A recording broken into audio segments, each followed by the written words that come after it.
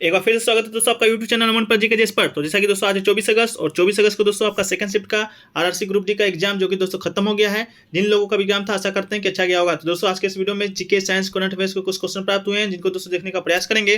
तो दोस्तों क्वेश्चन आपका 100% रियल ऑथेंटिक प्रश्न है और दोस्तों इस वीडियो का आपको पीडीएफ चाहिए होगा तो दोस्तों आप हमारे यूट्यूब चैनल को सब्सक्राइब कर लीजिए और दोस्तों पीडीएफ लिखकर व्हाट्सएप नंबर में मैसेज कर दीजिए। तो चलिए दोस्तों शुरू करते हैं। आज का कैसा कैसा प्रश्न आपको देखने को मिला था।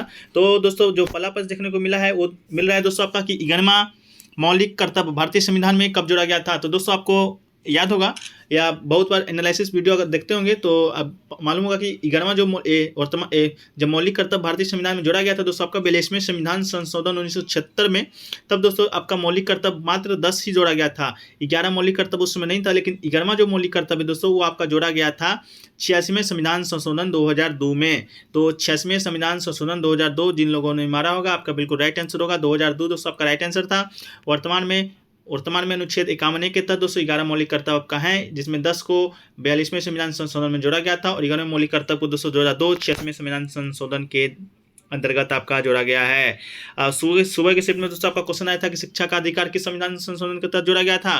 तो दोस्तों शिक्षा का अधिकार को भी 86वें संविधान संशोधन के तहत ही जोड़ा गया है।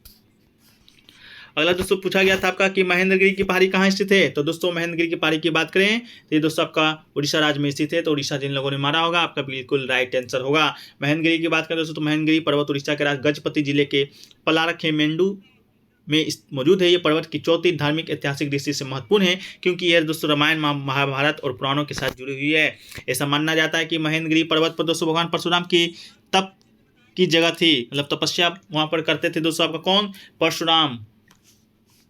इसके अलावा दोस्तों अगला क्वेश्चन जो पूछा जा रहा है आपका कि बिश्नोई समाज जो दोस्तों आपका पर्यावरण वगैरह में कुछ ये इस समाज के लोग दोस्तों आपका महत्वपूर्ण भूमिका निभाते हैं। तो उसी से रिलेटेड प्रश्न था कि बिश्नोई समाज आपका किस राज्य से संबंधित है।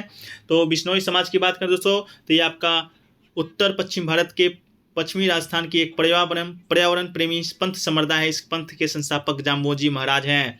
तो दोस्तों आपका बिश्नोई समाज जो कि दोस्तों आपका कहाँ से संबंधित है, तो आपका दोस्तों आपका राजस्थान से संबंधित है। तो राजस्थान बिल्कुल दोस्तों आपका राइट आंसर होगा। चलिए दोस्तों अगला प्रश्न देख लेते हैं। अगला प्रश्न तो आपका हिस्ट्री से देखा गया है कि बुद्ध को ज्ञान की प्राप्ति कहाँ हुआ था। तो दोस्तों बुद्ध के ज्ञान की प्राप्ति की बात करें तो वर्षों की कठोर साधना के पश्चात बोध गया बिहार में बोधि वृक्ष के नीचे उन्हें ज्ञान की प्राप्ति हुई थी। वो सिद्धार्थ गौतम से भगवान बुद्ध बन गए थे। दोस्तों उनके बचपन का नाम बता दें तो सिद्धार्थ था। ज्ञान की प्राप्ति आपका कहाँ हुआ था, बोध गया जो कि दोस्तों बिहार में बोधि वृक्ष के नीचे आपका निरंजना नदी के किनारे दोस्तों आपका हुआ था। बात करें दोस्तों आपका ये बुद्ध भगवान का, तो इनका जन्म दोस्तों 483 ईसा पूर्व में और मृत्यु दोस्तों 563 ईसा पूर्व में आपका गौतम बुद्ध का हुआ था। अगला दोस्तों पूछा गया था कि आदिभूमि दिवस जो दोस्तों 2 फरवरी को आपको मनाया जाता है 2022 की थीम क्या थे। तो दोस्तों आदिभूमि दिवस की बात करें वर्ल्ड वेटलैंड डे, तो प्रत्येक साल दोस्तों 2 फरवरी को पूरी दुनिया में मनाया जाता है। तो 2 फरवरी को आपको मनाया जाता है, लेकिन इसका थीम पूछा गया था दोस्तों। तो थीम की बात करें तो विश्व आदिभूमि दिवस 2022 की जो थीम थी लोगों और प्रकृति के आदिभूमि कार्रवाई, ये दोस्तों आपका थीम था।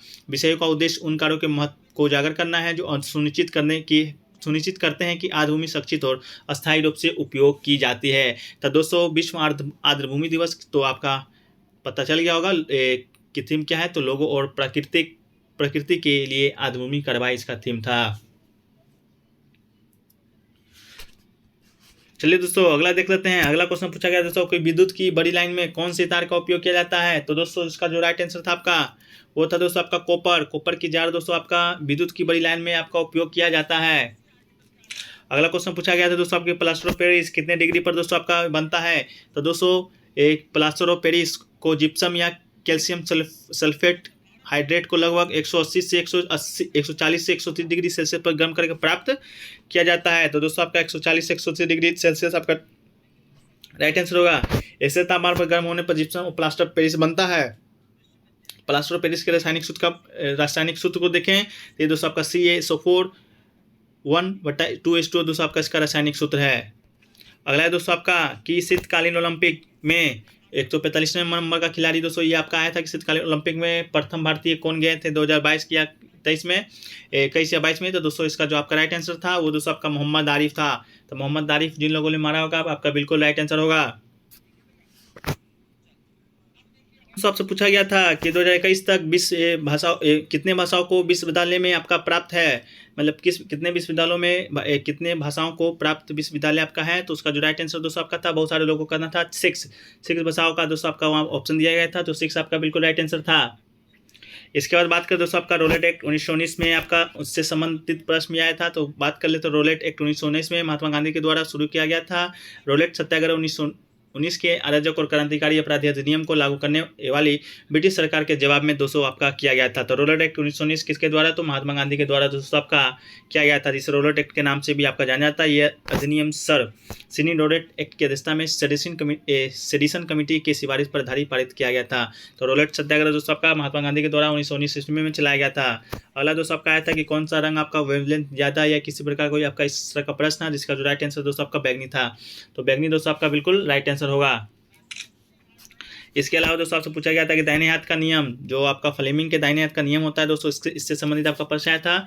तो दोस्तों इस नियम के अनुसार यदि धारावाही चालक को दाहिने हाथ से इस प्रकार पकड़ने की कल्पना करें कि अंगूठा चालक के समांतर, और यदि अंगूठा द्वारा चालक में प्रवाहित धारा की दिशा व्यक्त होती है तो उंगलियों का घुमाव चुंबकीय क्षेत्र की दिशा में व्यक्त करता है। तो दोस्तों आपका फ्लेमिंग के दाएं हाथ से नियम से कौन सा प्रश्न आपका आया था, ये आप कमेंट सेक्शन में बताइएगा।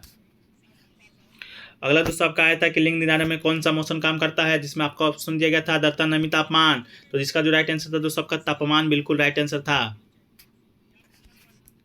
अगला दोस्तों पूछा गया था आपका कि पेड़ कार्बन डाइऑक्साइड किसके द्वारा छोड़ता है। तो दोस्तों आपके पास जो ऑप्शन दिया गया था श्वसन।